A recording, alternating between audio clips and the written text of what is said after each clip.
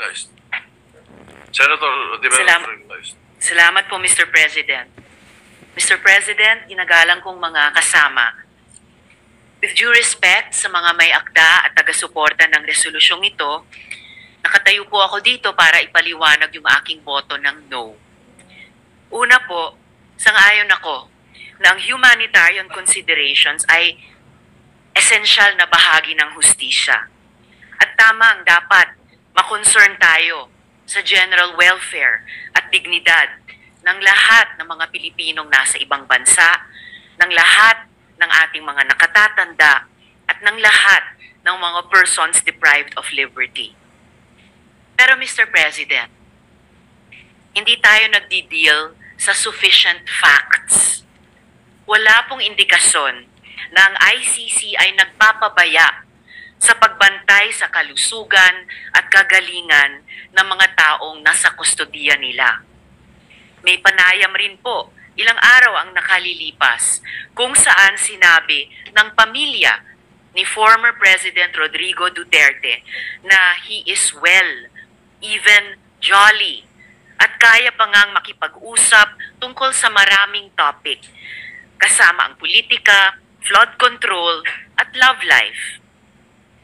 Ang panawagan para ang gobyerno ay mag-advocate para sa interim release o house arrest ni former President Duterte, maaring nakakouch sa humanitarian terms. Pero nagmumuka ring isa pang halimbawa ng ating gobyerno na nagbibigay ng special treatment sa isang makapangyarihang individual. Tila ba'y isa na naman itong patunay na ang batas ay marahas sa karaniwang Pilipino, pero malambot sa iilang may kapangyarihan. Kapag ordinaryong lolo ang inakusahan ng nagnakaw, pwedeng kulong agad at di makapagpiyansa. Pero dito, gobyerno mismo ang lumalaban para bigyan ng house arrest ang isang taong akusado ng mga napakamabigat na krimen.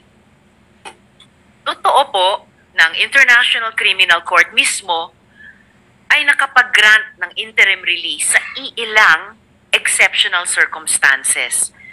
Pero pantay na importante, ang ICC ay nag-deny ng mga ganitong request kapag ang interes ng hustisya at accountability ay hinihingi ito. Alalahanin po natin na ang mga international courts ay nakapag-deal na sa maraming aging prisoners. Ratko Mladic and Radovan Karadzic, both convicted for genocide and crimes against humanity, continued to serve their sentences well into old age. And in fact, just this year, Mr. Mladic asked to be released on humanitarian grounds, claiming that he only had a few months to live. The court still denied him, ruling that his medical condition did not meet the threshold of an acute terminal illness that would justify release. Their continued detention was not seen as inhumane because their crimes were too grave, too devastating to entire communities. Totoo naman, si dating Presidente Duterte ay hindi convicted. He stands accused pa lamang. Pero kahit sa kaso ng mga accused persons, nagpakita ang ICC ng pag-iingat. Laurent Gbagbo, the former president of Cote d'Ivoire, was denied interim release precisely because the vast network of supporters he commanded, which posed a risk to victims, witnesses, and to the integrity of the proceedings. Eventually, Gbagbo was acquitted. His day in court came, and he walked free, not because of an early release or house arrest, but because of a judgment. Si dating Presidente Duterte din ay pwede pang umasa sa ganoon.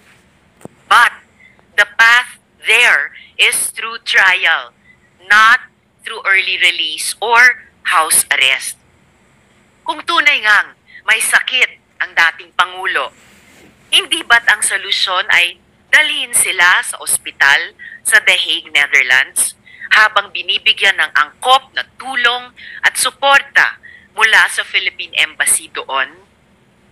Mga kasama, ang mga atrocities ng tinatawag na war on drugs ay hindi mga guni-guni lamang. Sila ay mga winasak na buhay ng libo-libong mga mahihirap na Pilipino. Sila ay mga hiyaw ng mga nanay at tatay na ang mga anak kailanman ay hindi na umuwi. Sila ay mga walang markang libingan at yung kultura ng impunity na hanggang ngayon nagmumulto sa ating lipunan. Hanggang sa araw na ito, yang mga pamilya ng mga biktima ay nagdedemand pa rin ng hustisya, katotohanan at accountability, habang patuloy din silang natatakot para sa kanilang mga buhay. Samantalang dito po tayo, nagsusulong ng humanitarian considerations para sa individual na mismong akusado ng mga krimen laban sa kanila at laban sa humanity.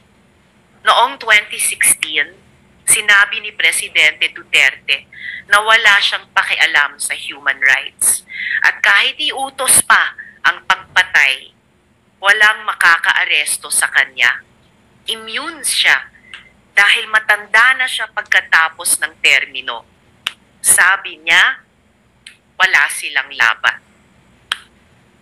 Tama ba si Presidente Duterte? Ang resolusyong ito ang magiging sagot ng Senado sa tanong na iyan.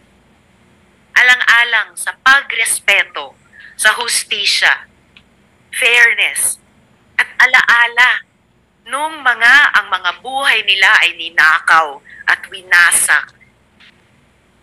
Ipagpaumanhin niyo po, Mr. President at mga kasama, hindi ko po in good conscience masuportahan ang resolusyong ito.